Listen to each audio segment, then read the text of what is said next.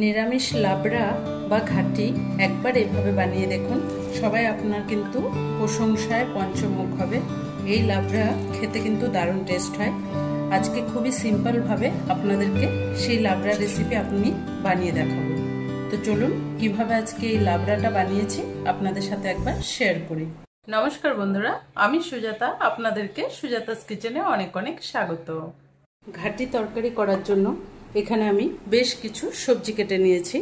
তার মধ্যে আছে বাঁধাকপি, আলু, কাঁকরোল, বেগুন, মিষ্টি কুমড়ো, মূলো, গাজর, পেঁপে, কচু, আছে সজনে ডাঁটা। আপনারা এর মধ্যে আরও বেশ কিছু সবজিও নিতে পারেন। তো এ কটা দিয়ে ঘাটি তরকারি বানাবো। ঘাটি তরকারির মধ্যে সবজির কোনো বাধা থাকে না, যে কোনো সবজি দিয়ে কিন্তু আপনারা করতে পারেন। মশলার মধ্যে নিয়েছি এখানে গোটা জিরে, পাঁচফোড়ন, গোটা গরম মশলা, তেজপাতা, শুকনো লঙ্কা। আর মশলার মধ্যে নিয়েছি এখানে আদা বাটা, টমেটো বাটা, আদা বাটা, কাঁচা লঙ্কা, আর আছে নারকেল কোড়া। মশলা নিয়ে নেব। এবার এই শুকনো মশলাগুলোকে ভালো করে ড্রাই রোস্ট করে গুঁড়ো করতে হবে। তো তার জন্য এবার আমি একটা তাওয়া বসিয়ে দিয়েছি।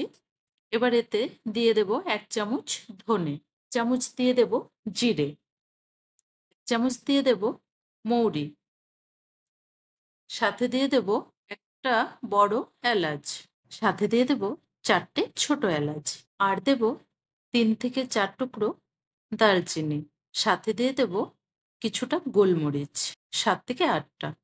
এবার দিয়ে দেব 1 টুকরো জাবিত্রী আর 2টো লং, সাথে দিয়ে দেব 3 থেকে 4টে শুকনো লঙ্কা। এবার সুন্দর মতো এগুলোকে একদম লো ফ্লেমে একটু ভালো করে ভেজে নিতে হবে, যতক্ষণ না মশলা থেকে সুন্দর একটা গন্ধ ছড়ায়। তো মশলাটা আমার ভালো করে ভাজা হয়ে গেছে। এবার এই মশলাটা একটা প্লেটে তুলে ঠান্ডা করে নেব। যখন হালকা ঠান্ডা হয়ে যাবে মশলাটা, তখন সুন্দর মতো গুঁড়ো করে নেব। কড়াইয়ে বেশ কিছুটা সর্ষের তেল দিয়ে দেব। রান্নাটা কিন্তু পুরো সর্ষের তেল দিয়েই করব।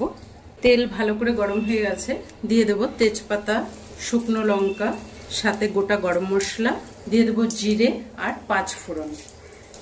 ফোড়নটাকে ভালো করে ভাজতে হবে গ্যাসের ফ্লেম কমিয়ে। মিষ্টি একটা গন্ধ ছড়ানো পর্যন্ত কিন্তু ফোড়নটাকে ভালো করে ভেজে নেব।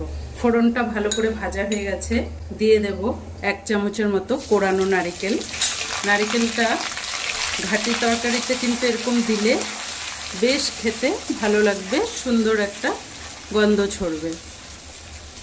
গ্যাসের ফ্লেম একদম কমানো আছে, না হলে কিন্তু মশলাটা পুড়ে যাবে। ভালো করে একটু ভেজে নিতে হবে। কয়েক সেকেন্ড ভেজে নিয়েছি, দিয়ে দেব থেতো করে রাখা কাঁচা লঙ্কা।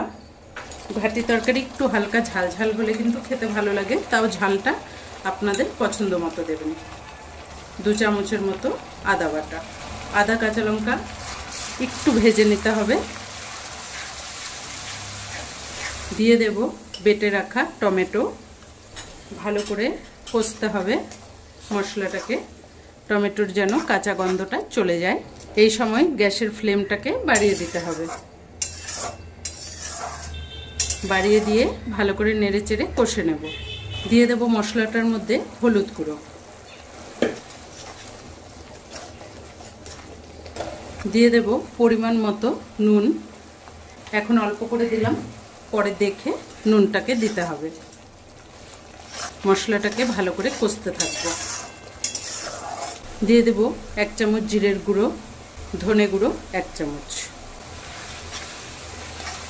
লঙ্কার গুঁড়ো ব্যবহার করব না, কাঁচা লঙ্কা দিয়েই রান্নাটা করব, তাহলে ঘাটি তরকারিটা কিন্তু দেখতে সুন্দর লাগবে। মশলাটাকে ভালো করে কষতে থাকবো যতক্ষণ না তেলটা ছেড়ে আসে মশলা থেকে। মশলাটাকে কিন্তু ভালো করে কষে নিয়েছি, তেলটা সুন্দর মতো ছেড়ে গেছে। এবার এখানে সব সবজি অ্যাড করে দেব।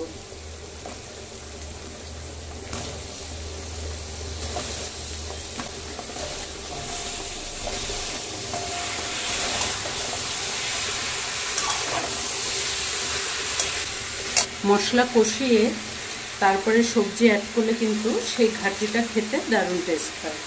ভালো করে নেড়ে চেড়ে মিশিয়ে দিতে হবে।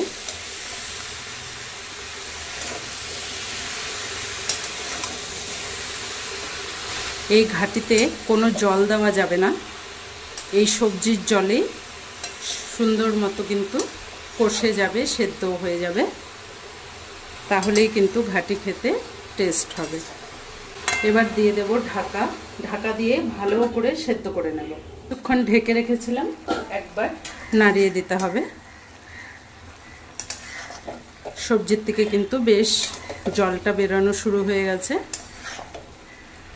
এই জলেই সবজিটা সুন্দর মতো সেদ্ধ হয়ে যাবে। আরও একবার ঠিক এভাবেই নেড়ে চেড়ে ঢাকা দিয়ে রাখবো। আবার কিছুক্ষণ ঢাকাটা উঠিয়ে দিচ্ছি, একবার ভালো করে নেড়ে দেখতে হবে।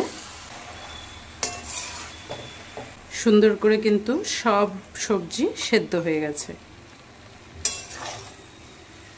দিয়ে দেবো 1 চামচের মতো চিনি। ঘাটি তরকারিতে একটু মিষ্টি দিলেই কিন্তু খেতে ভালো লাগবে।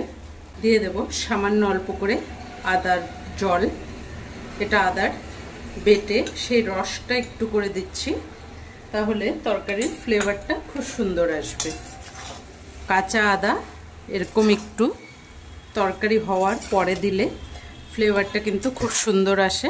একবার দিয়ে দেখবেন। এভাবে ভেজে রাখা মশলাটা অল্প করে দিয়ে দেব। যতটা মশলা করেছি ততটা কিন্তু দিচ্ছি না, একটু বেশি বাড়িয়ে করেছিলাম। সাথে 1 চামচ ভরে ঘি দিয়ে দেব। এটাতে কিন্তু এই লাবড়ার টেস্ট দারুণ বাড়িয়ে দেবে। এভাবে একবার আপনারা করে দেখবেন। পুজোর ভোগে, অনুষ্ঠানে, যে কোনো কিছুতে আপনার কিন্তু এই লাবড়াতে প্রশংসা দারুণ হবে। খেতে কিন্তু এটা দারুণ টেস্ট হয়। সব কিছু একসাথে ভালো করে মিশিয়ে নিলাম। একটু ঢাকা দিয়ে রাখবো এবার 1 থেকে 2 মিনিট। 1 মিনিট একটু ঢেকে রেখে দিয়েছিলাম যেন মশলাগুলো সুন্দর মতো ঢোকে। ওপর থেকে কিছুটা ধনেপাতা কুচি ছড়িয়ে দিচ্ছি। এটা একদম অপশনাল, দিলেও হবে, না দিলেও হবে। এখানে আমি একটু বড় ধনেপাতাটা যেটা হয় বিলেতি ধনেপাতা, সেটাই দিয়ে দিলাম। আপনারা চাইলে যে কোনো ধনেপাতা দিতেও পারেন, নাও দিতে পারেন। দিলে ফ্লেভারটা আর একটু সুন্দর হবে। এবার আমি গ্যাসের ফ্লেমটা বন্ধ করে দিলাম, আপনাদেরকে ঢেলে দেখাচ্ছি।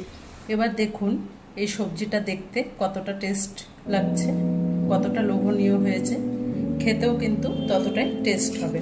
আপনারাও ঘরে একবার হলো এভাবে ট্রাই করে দেখবেন। আজকের এই লাবড়া রেসিপি আপনাদের কেমন লেগেছে কমেন্ট করে অবশ্যই জানাবেন। যদি ভালো লাগে চ্যানেলটাকে একটা লাইক দিয়ে অনেক অনেক শেয়ার করে দেবেন। ধন্যবাদ।